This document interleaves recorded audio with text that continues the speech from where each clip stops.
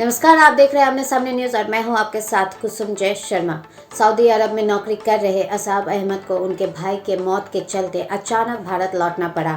भाई की मौत के बाद खाली हुई सीट पर साइमा बानो ने जीत दर्ज की। साइमा बानो असाब की पत्नी हैं और इस बार भी महिला सीट होने के चलते चुनावी मैदान में हैं। हमारी संवाददाता बरखा सिंह ने असाब अहमद से खास बातचीत की। देखिए उस बातचीत के कुछ खास अंश।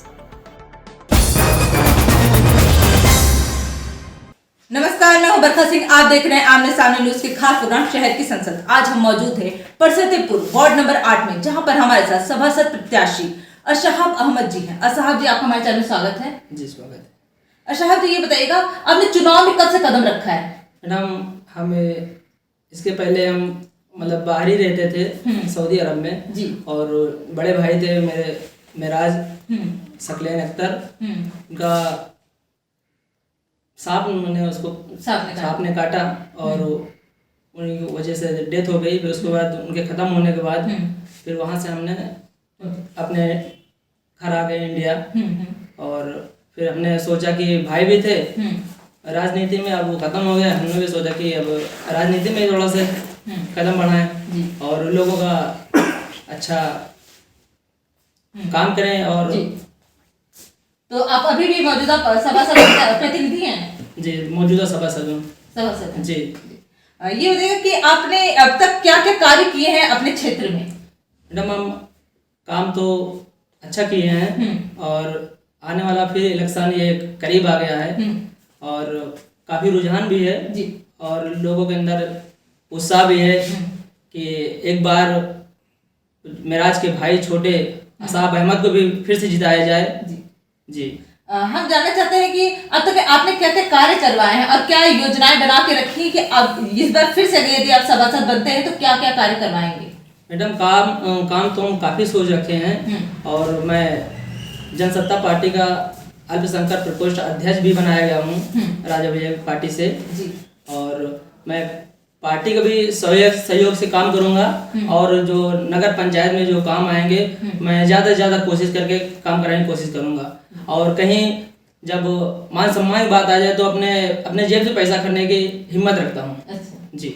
मतलब आप समाज सेवा के रूप में समाज में काम करते हैं, ये नहीं देखते कि मैं सभासद रहूं या ना रहूं पर मैं काम करता रहूंगा, ये आपने सोच के रखा जी है? जी बिल्कुल। मुझे यकीन है कि मैं इस इलेक्शन को जीतूंगा और काफ़ी वोटों जीतूंगा। और जी जी जो योजनाएं थी जैसे विधवा पेंशन और वृद्धा पेंशन, क्या ये लोगों तक पहुंची है? जी पहुंची है। कुछ बचे हुए हैं, उनका भी मतलब काम होएगा। आवेदन करवा दिया है? जी करवा दिया है। काफी लोगों का काम हो चुका है और वो वार्ड का भी अच्छा काम चल रहा है। जी।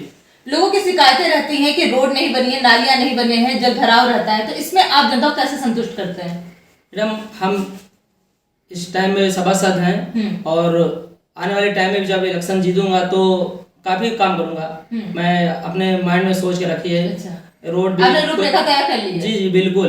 रोड भी प्रॉब्लम कोई भी होगी उसमें हम काफी आगे रहेंगे। कोई भी काम हो, चाहे पेंशन का काम हो, चाहे गरीब की मदद करने, मैं हर तरह से तैयार हूँ। जी।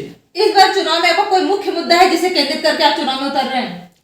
जी, ये मुद्दा है कि मैं जनता के बीच काम करूँगा और बड़ी ईमानदारी से और लोगों के बीच काफ़ी ठीक हूँ और मैं इसी तरह काम करता रहूँगा। विकास के क्षेत्र में आपका पहला कदम इस बार क्या होगा? किससे आप सबसे पहले जो कार्य होगा, सबसे पहले क्या कार्य करवाएंगे? सबसे पहले कार्य मैं जो वार्ड के हमारे जो जनता है, मैं उनका सबसे पहले राशन कार्ड का काम करूँगा क्योंकि उनको पहला काम तो खाना का चाहिए, खाने का, और उसके बाद पानी की व्यवस्था।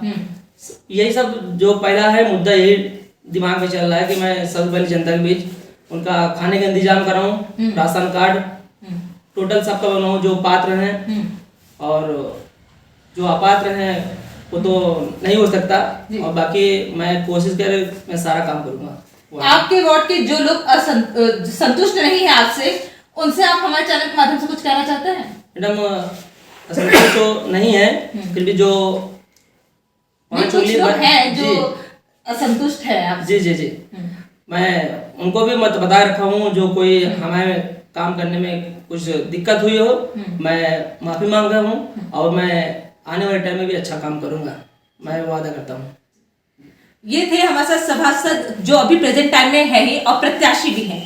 और अशहाब जी बहुत ही जमीन से जुड़े हुए व्यक्ति हैं, इनकी सोच भी नहीं है, ये अभी भी बहुत समाज सेवा के रूप में बहुत सारे कार्य इन्होंने कर रखे हैं और आने वाले टाइम में भी इन्होंने रूपरेखा तैयार करके रखी है। अब देखने वाली बात ये होगी कि जनता इनका कितना समर्थन करती है, ये जनता की उम्मीदों पे इस बार भी खरे उतरते हैं या नहीं। बने रहिए आमने सामने न्यूज के साथ, मैं बरखा सिंह।